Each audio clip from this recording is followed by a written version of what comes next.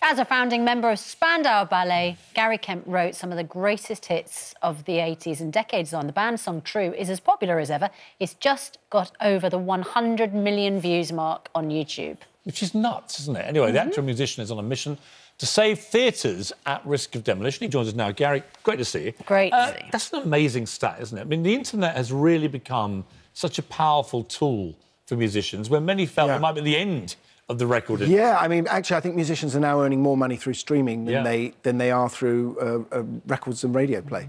So it's slightly turned around. But there must be a lot of young people coming to your music now from the early Spandau days, watching this stuff and maybe contacting you. What's that like when you get a young person who was never there when you were first on the scene? Yeah, well, it's true. I mean, YouTube is the channel of choice for my kids. And, oh, I'm there somewhere. I can kind of infiltrate them. Yeah. Do they give you stick, your kids, for the clothes, the look? No, I think there's a certain amount of why isn't it like that these days? Yeah. Has music got boring? Has the business got boring? Are there too many boring people? I think it's probably like anything else. It's being more controlled by the boardroom at any given time. Everyone's got PR. The greatest moment of my life was in a stretch limousine with you and your Spandau colleagues in Rome. Mariella Frostrup was your PR. Fish from Marillion was there and various other people.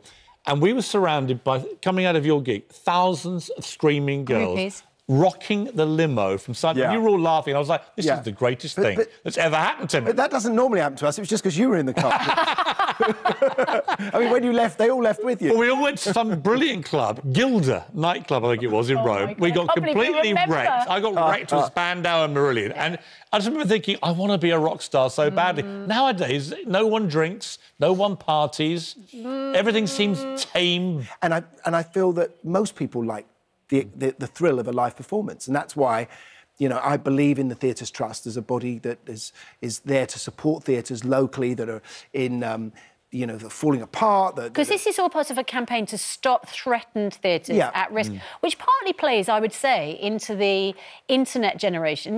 Kids particularly at home, stuck to screens. All of us have got that entertainment on our phones. It's a bit, you've got to have more energy to get out there. There aren't places to gather anymore, People don't go to church, People aren't even going to the local cinemas because they're at home watching their box sets.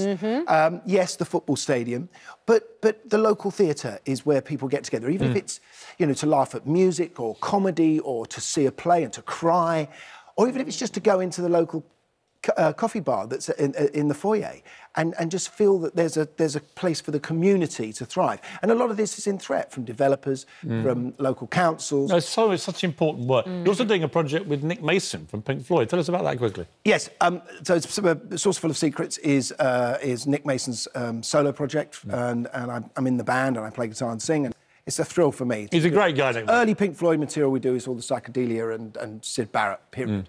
He's an Arsenal fan, you're an Arsenal fan, I'm an Arsenal fan. I'm not an Arsenal fan. Are you feeling hope, or are we right back where we were before? Well, I'm still hankering after George Graham, and the days of good defending. And, I totally agree. We won 2 league titles and a European trophy under George Graham in 7 years. People forget that.